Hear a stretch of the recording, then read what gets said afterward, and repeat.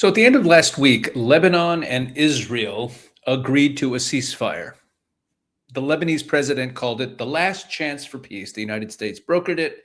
Israel agreed, and Hezbollah rejected it, right? Hezbollah rejected the ceasefire. Hezbollah rejects latest ceasefire agreement as Israel continues striking against Hezbollah, right? So Hezbollah rejects the ceasefire. They were contemptuous of it. Let's go take a look at what they actually said about it in this story. I'm not going to read this whole story, but here you have the Hezbollah announcement came as Israeli strikes killed at least 4 people, according to local authorities. Hezbollah leader Naim Qassem, in a written statement read on TV, called the negotiations absurd, humiliating, and insulting. He said the agreement's demand that Hezbollah fighters leave southern Lebanon under fire would mean surrender, defeat, and achieving the enemy's goals. And then later on, it gets into the Lebanon side of it. Here we go. The latest declared ceasefire came about through U.S. brokered talks between Israel and Lebanon's government, which accused Hezbollah of dragging the country into war and had made efforts to disarm it before latest hostilities. Not really. The ceasefire agreement calls for Lebanon's armed forces to take control of security zones in Lebanon from which the militants would be banned. Lebanese President Joseph Aoun on Thursday called the new agreement the last chance to enter a final and comprehensive ceasefire. He said Lebanon was ready to implement the deal once he receives responses from relevant factions in Lebanon, including Hezbollah. Who else is there? We'll find out soon. The United States and Trump himself would determine how and when the deal is implemented, Aoun told journalists. The agreement terms Hezbollah an enemy of Israel, the U.S., and Lebanon, and calls for dismantling it. The government has promised to do so in the past, but does not have the capabilities to disarm Hezbollah by force. The latest agreement did not say when Israel would withdraw from southern Lebanon, but said the U.S. would support the Lebanese army as it works to assert control in areas where Hezbollah has long wielded power. Okay, so what is there to even talk about here? So Lebanon's president's calling for peace. Hezbollah operates from Lebanon. They say no, and Lebanon's government is powerless to do anything about it. Now, why? Why can't Lebanon's government control what happens inside Lebanon? So to understand this, you have to understand what Lebanon actually is, because it's not a normal country. And I'm going to explain this in this video. I did another video about this a few months ago on the Israel 365 news channel, but it is worth going back to and re-educating ourselves about this, because if you don't understand what Lebanon actually is, you really cannot understand any of the stuff that's going on. Let's throw in a clip of Joseph Aoun, the president of Lebanon. Hold on a second, let me find it here. Here he is, the president of Lebanon, in an interview with Christiane Amanpour. So she asked him about the fact that, hey, Hezbollah says no, and you don't seem to have the power to do anything about it. Take a look. Any other actors. Let's just take Hezbollah, non-state actor, backed by Iran, a state. You go into ceasefire agreements as the head of state with Israel, but the non-state actor is not party to this. In fact, the latest comments from Hezbollah to your government and to you basically says that this is a farce. The talks between your government and Israel, they call a farce. They say that, that they're not bound by this, and they don't believe in this right now. So do you have any reason to believe, because you don't negotiate directly with Hezbollah, that they can be persuaded? What are the steps to make this happen? Hopefully, and eventually they'll be persuaded, but the cost will be high, unfortunately. I will try. Actually, nothing is impossible, and I will keep pushing for it. At the end of the day, I have 2 choices, as I said, either to sit idle doing nothing, or trying to negotiate and to reason with them. Definitely, I don't maintain direct contact with them, but I maintain contact through Speaker Berry, who's also in line. Let me just explain. Speaker Nabi Berri is Shiite. We'll get to that soon. Talk about the different roles in the government. He's the Speaker of the House, so he is closer to Hezbollah. He doesn't represent Hezbollah in the parliament, but he's more closely aligned with them. So he acts as the intermediary between Joseph Aoun and other state actors and Hezbollah. That's why he says he maintains contact with Speaker Berry. With the negotiation, who also wants to end this war, who is also fed up with this war, seeing the destruction of the South, and he wants to get rid, to end this war. So I'm counting on him. Definitely, IRGC has a major influence on Hezbollah, and they have to remember what they said yesterday. I totally reject their statement. Who said? Who said? IRGC, the Iranian Revolutionary Guard Corps, that they don't agree with this, they don't approve this agreement, what happened. It's not your country, it's our country. It's our obligation. It's not your job to interfere into our country. I reject this statement totally, because our people being killed, our houses being destroyed. They are using Lebanon as a bargaining chip in their negotiation with the United States. It's unacceptable. And here also, Hezbollah must understand that. Hezbollah must understand that no other way but to sit and talk, no other way to solve this problem and to save what's left except through negotiation and diplomacy. Okay. This is absurd. This is just absurd. We'll get to this map in a moment. Let me pull that down for now, because I want to tell you, we have to talk about a few things first. Okay. This is the president of Lebanon you just saw here, speaking on CNN, telling the world that Iran's Revolutionary Guard Corps, the Islamic Revolutionary Guard Corps, which is a foreign government, is overruling his ceasefire. Now, he's being defiant about it. I'm telling the IRGC, I reject this. It's not your country. Kind of is. He's telling the world that Hezbollah is being used by Iran as a bargaining chip, and he's admitting that he has no direct contact with Hezbollah, the most powerful armed force operating inside his own country, more powerful than his own army. Now, think about all this. The president of Lebanon cannot rein in Hezbollah on his own soil. He goes through the Speaker of the Parliament as a middleman. This is the Lebanese state at work. And to understand why it works this way, you got to go back. We got to go back to the beginning. Okay. So let's pull up that map now. Didn't want to distract you with it, but here's that map again. Okay. Here's a map of Lebanon, and it's got color coded for different regions. And the reason I found this map, I was looking for a good map to illustrate this point, and it was actually a little bit difficult to find exactly what I needed. I didn't want to create my own.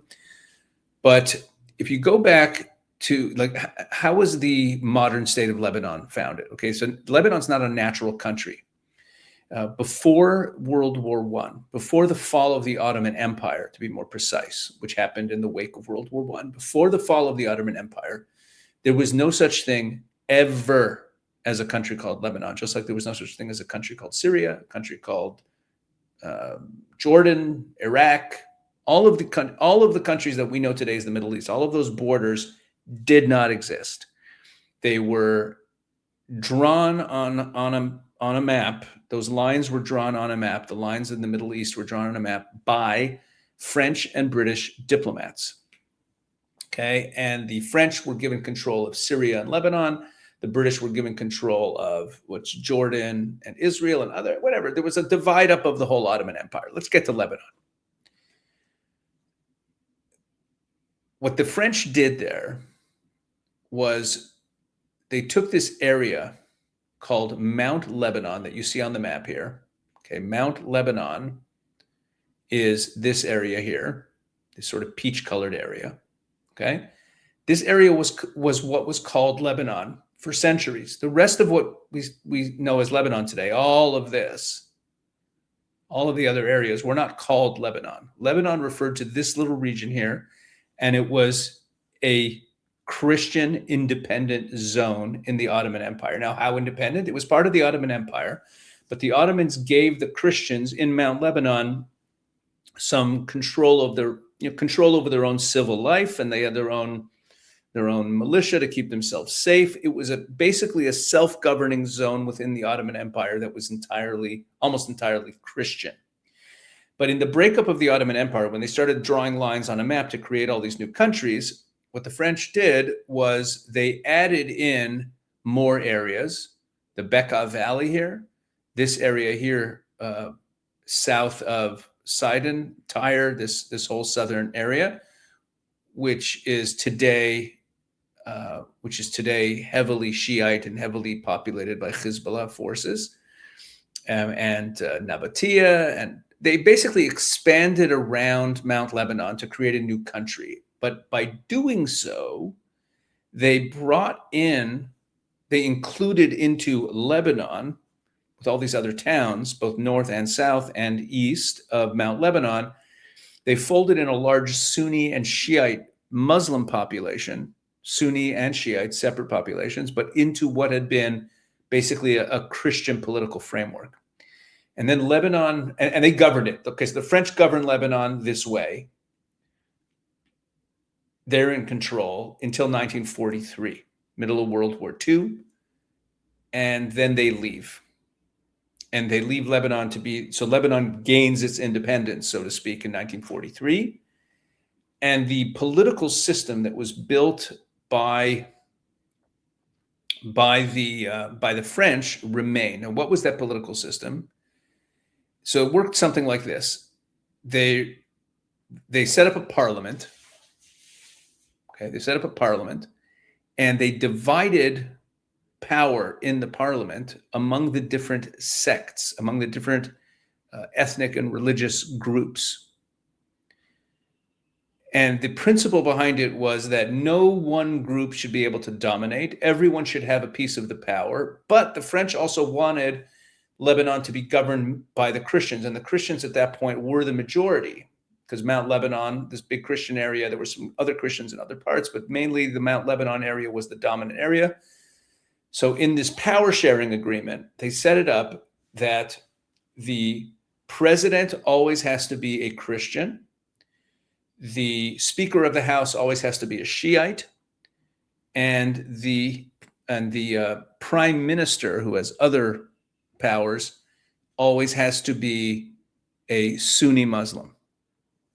And they divided up how many seats each group gets in advance, meaning there's no election to determine how many seats in parliament each group has, and everyone votes according to their religious sect. So that, again, the president has to be a Maronite Christian, prime minister a Sunni Muslim,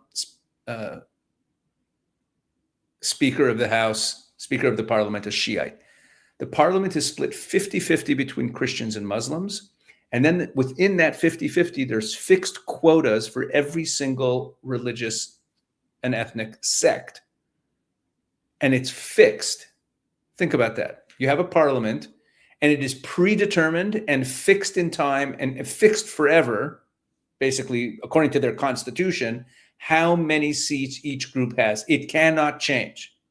When you vote in Lebanon, all you're doing is voting to determine which people from your religious sect are going to represent you in the predetermined number of seats in the parliament. But here's the kicker. Those allocations of seats to Christians, to different groups of Muslims, were all based on a census from 1932. And the demographics have changed greatly.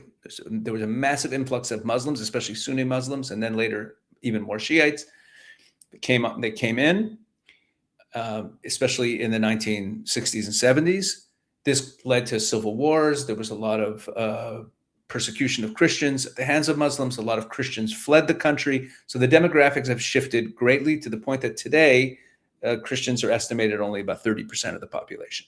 But no one's taken a census to redraw the map here. And the way power is divided remains identical. So half the seats go to Christians, half the seats go to Muslims. Within those, the half that goes to Muslims, there's a set amount for Shiites, Sunnis, etc. And there's, the Druze get their few seats. So that's the system that the French drew up and that the country kept after they went independent. So you have a government that's kind of frozen in time. And it means that it's not, I mean, how much of a democracy is it really? So you have this power sharing. You have the president, the prime minister, and the speaker who all have their different powers. And the idea behind the system was that no one group can dominate. That way the country it'll be a sort of rule by coalition. But what it actually produces is that every decision requires consensus across sectarian lines. Every appointment is a negotiation. Every law is a compromise. Every faction has veto power. So when Joseph Aoun is quoted there as saying that he has to get responses from the relevant factions for approval for the ceasefire, it's because everyone has to agree. It's paralysis, and it makes no sense. Look, I made a video a couple of days ago, you might have seen it on this channel, about the Taif Agreement, about UN Security Council Resolution 1701 and the Taif Agreement of 1989. You have to watch that video. It's very important to help understand more of the background here. But there was a civil war in Lebanon from 1975 to 1990. 150,000 people were killed, probably more than that. But that's the estimate. And when the war ended, they signed these accords called the Taif Accords, and they adjusted some of the power sharing, but they actually, in some ways, they made the problem worse because they diversified the power of the presidency and they gave more power to to the speaker and to the prime minister and to whatever. It became even more of a government by committee. They reduced the president's authority. So this guy who you're seeing in this interview, who is the president of Lebanon, Joseph Aoun, you think he has power. I'm here to tell you he doesn't. In fact, no one really does, because the whole system is built for this paralysis. But as part of the Taif Agreement, and this is the big problem that is haunting us, that we're dealing with right now, this is what I discussed this in that previous video, is that according to the Taif Agreement, which ended the civil war, they had to disarm all of the different terrorist groups, because during the 15 years of Lebanese civil war, there were dozens of different militias running around. There was the PLO and its various offshoots, and the PFLP and the DFLP, and then along came Hezbollah, and there were lots of different terrorist groups that were all fighting each other. The Syrians got involved. Israel was dragged in 1982 in the middle of it for a few years for what we call the first Lebanon War. So when they agreed to the ceasefire, part of the agreement was that all of these militias will disarm so that there could just be a Lebanese army. Makes sense. But they agreed that there'll be one exception, Hezbollah. Hezbollah was allowed during those negotiations. It was agreed upon that Hezbollah would be allowed to keep its weapons because they are a resistance force against Israel. And therefore, the Lebanese government agreed to let Hezbollah have their weapons. They granted them legitimacy as a resistance movement against the Jewish state. They got to keep their weapons, they got to keep their military structure, and they basically became the most powerful actor in Lebanon, because they're backed by Iranian money and Iranian power. And that decision at the Taif Agreement made 35 years ago is why when President Aoun today says it's our country, but Hezbollah basically says we don't care, that's why we are where we are today. So Lebanon's government, let's just sum this up. Its president, its prime minister, its army, they want a ceasefire. They went to Washington. They negotiated. They agreed to a ceasefire with Israel. But Hezbollah, which operates from Lebanon with weapons that Lebanon's own government authorized them to have under Taif, said no. They call the whole thing a farce. They pledged to keep fighting Israel. And what is being exposed here is that Lebanon doesn't really have a government. The whole concept of having these negotiations with Lebanese government officials to come to an agreement with Israel, it is absurd. Here's the thing. Naim Qassem, the head of Hezbollah, is right. It is absurd.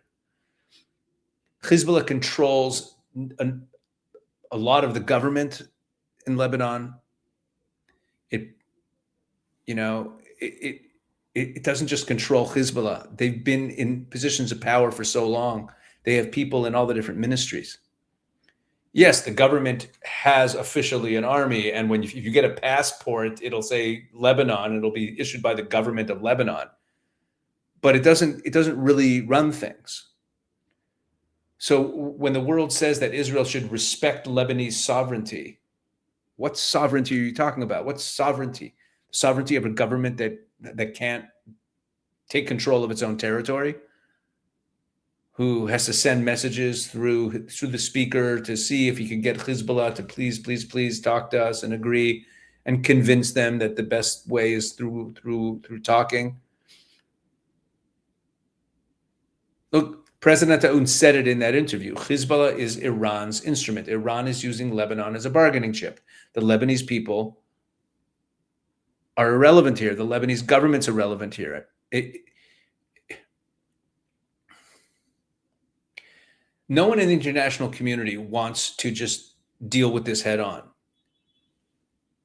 So it's a dog and pony show, pretending that that Lebanon actually has a government and that it means anything if they say something. Because if Lebanon's government can't stop Hezbollah and won't, and their political system kind of prevents them from really getting rid of Hezbollah, it's built into the system, then what's Israel supposed to do? Like, Israel's supposed to wait, supposed to trust the process that the Lebanese government is going to take the bull by the horns and deal with it? The Taif Accords was an agreement by the Lebanese government. And as part of those negotiations, they allowed Hezbollah to have weapons to fight Israel. Resolution 1701, which was 20 years ago, 2006, was supposed to disarm everyone south of the Litani. Nothing happened. It became just like another version of Gaza, with tunnels and rocket launchers and weapons depots, all in violation of Resolution 1701. And the only one who ever does anything about it is Israel when we go into Lebanon and do something about it, and then the whole world screams, get out of Lebanon. Israel's not fighting Lebanon. Israel's fighting Hezbollah. Lebanon is responsible for this.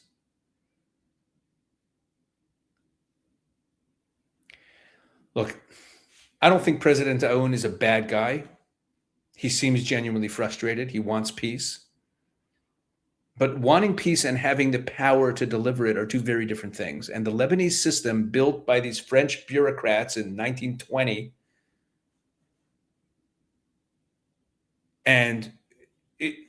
which has never worked. Lebanon has been a failed state almost since the beginning. Most of its history, it's been in a state of civil war. Even though technically the civil war ended in 1989, there's constant militia activity. And you have, let's put it this way, when they're not in a state of civil war, they're being occupied by Iran. Hezbollah is a foreign entity occupying Lebanon. That's what he even said here in this interview. He says, it's our country. But he's talking to the Iranians who are making decisions. So for how much of Lebanon's history, if you take out the civil war from 1975 to 1990, and ever since then it's been controlled by Iran, most of the Lebanese history, it has not been sovereign. It's a failed state. It has no real sovereignty. So this idea that Israel's going to make an agreement, a peace deal with Lebanon, it's just ridiculous. Hezbollah does not want a ceasefire.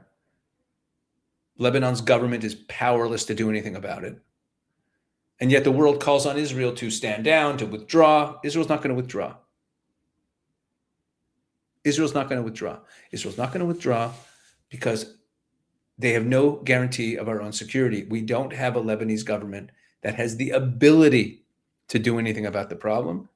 So Israel has to defend itself. And if we're getting attacked, like I said in that previous video, if we're getting attacked by a militia from your territory and you're not doing anything about it, either, it doesn't matter why, either because you don't want to or because you can't, that's immaterial. But the fact that you're not doing anything about it leaves Israel no choice. That's the way it works, folks. I hope this made some sense.